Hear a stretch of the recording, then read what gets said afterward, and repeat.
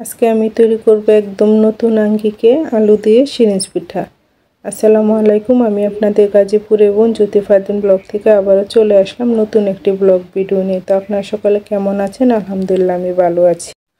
তো এই পিঠা তৈরি করার জন্য আমি নিয়েছি 3 থেকে 4টার মতো আলুগুলো আমি আগে ভালো করে সিদ্ধ করে নিয়েছি। এখন আলুগুলো গরম গরম থাকতেই এর মধ্যে আমি 2 মুঠো পরিমাণে সিদ্ধ চাউলের গুঁড়া, তো এই গুঁড়োগুলো দিয়ে আমি আলুটার সাথে ভালো করে ম্যাশ করে ডলে তারপরে ডটা তৈরি করে নিব। এখন আমি এটা দুই ভাগে ভাগ করে নিয়েছি। একটাতে একটু জর্দা রং দিয়ে কালারফুল করে নিয়েছি আর একটা রেখেছি সাদা। এখন আমি পিঠাগুলো তৈরি করা শুরু করে দিব। আসলে আলু দিয়ে যে এত সুন্দর সিরিঞ্জ পিঠা হয় তৈরি না করলে জানতামই না। তো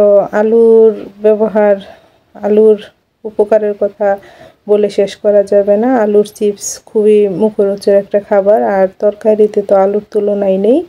আলু ছাড়া কোনো তরকারি যেন খেতেই ভালো লাগে না। তো আজকে আমি তাই আলুগুলো সিদ্ধ করে বললাম যে দেখি সিরিঞ্জ পিঠা তৈরি করলে কেমন হয়। এখন দেখি খুবই সুন্দর। আর সিরিঞ্জ পিঠা তৈরি করার পরে এটা যখন ভেজে খেয়েছি তখন বুঝতে পারলাম যে এটা এত স্বাদ, ঠিক যেন চিপসের মতো, যে যেভাবেই খাক। আলু যে এত সুন্দর পিঠা হয় তৈরি না করলে জানতামই না। এত সুন্দর সিরিঞ্জ পিঠা আলু দিয়ে তৈরি করা যায় আজকেই দেখলাম। তো খুবই ভালো লেগেছে। সামনে ঈদ, এই ঈদের সময় সিরিঞ্জ পিঠা আমরা কম বেশি সবাই তৈরি করি, কিন্তু সেটা হয়তো চাউল দিয়ে, কিন্তু আজকে আলু দিয়ে তৈরি করে দেখবেন যে এই পিঠাটা কত খেতে ভালো লাগে আর কত সুন্দরভাবে তৈরি করা যায়।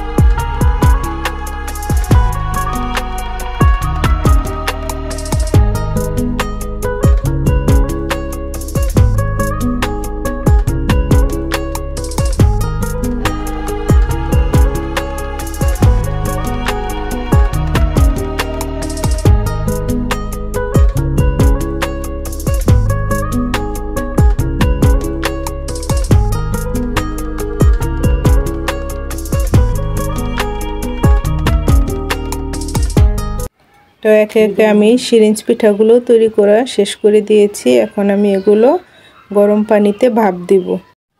আপনারা আমার ভিডিওটি দেখবেন, লাইক করবেন, কমেন্ট করবেন, সাবস্ক্রাইব করে দিবেন। আর আমার ভিডিওটি না টেনে সম্পূর্ণ দেখার অনুরোধ রইল।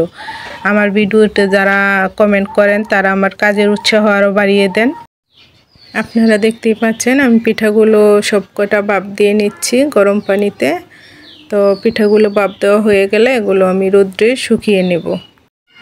সারাদিন আসলে অনেক কাজের ফাঁকে এই পিঠাগুলো তৈরি করতে হয়, কারণ আমরা মেয়ে মানুষ, আমাদের অনেক ধরনের কাজে করতে হয়, কাপড় কাচা, রান্না বান্না, ঘর দুয়ার গোছানো, মোছা। আসলে সব কাজের ফাঁকে ফাঁকে চেষ্টা করি একটু এগুলো তৈরি করার। তো আজকে আমি একটু সময় বের করে পিঠাগুলো তৈরি করে নিয়েছি। আসলে বাড়ির মানুষের আবদার, বাচ্চাদের আবদার, সব কিছুর ফাঁকেই এই কাজগুলো করতে হয়। আসলে এই কাজগুলো করার মাঝে অনেক আনন্দ আছে, শুধু যে কষ্টের তা না, অনেক কষ্টের কাজের ভিতরেও আনন্দ খুঁজে নিতে হয়। তো পিঠাপুলি তৈরি করাও ঠিক তেমনই একটা আনন্দের কাজ। এই পিঠাগুলো তৈরি করে আমি কিছু বেজে নিচ্ছি আর কিছু সংরক্ষণ করে রেখে দিয়েছি পরে বাজার জন্য। আসলে এই পিঠাগুলো অনেক দিন ঘরে থাকে, নষ্ট হয় না। তাই এই পিঠাগুলো তৈরি করার অনেক সুবিধা। যখন খুশি তখন মেহমানদের জন্য বা নিজের জন্য বা নিজের বাড়ির লোকদের জন্য আপনি আপনার প্রয়োজন মতো বেজে খেতে পারবেন। আর আলুর এই সিরিঞ্জ পিঠাগুলো খেতে কিন্তু খুবই ভালো লাগে। আপনি চিনি দিয়ে খেতে পারবেন, গুড় দিয়ে, বা আপনি যদি চান যে একটু মশলাদার কিছু দিয়ে তারপরে খাবেন, তাহলেও আপনি পারবেন। তো আজকে এ পর্যন্ত, আল্লাহ হাফেজ।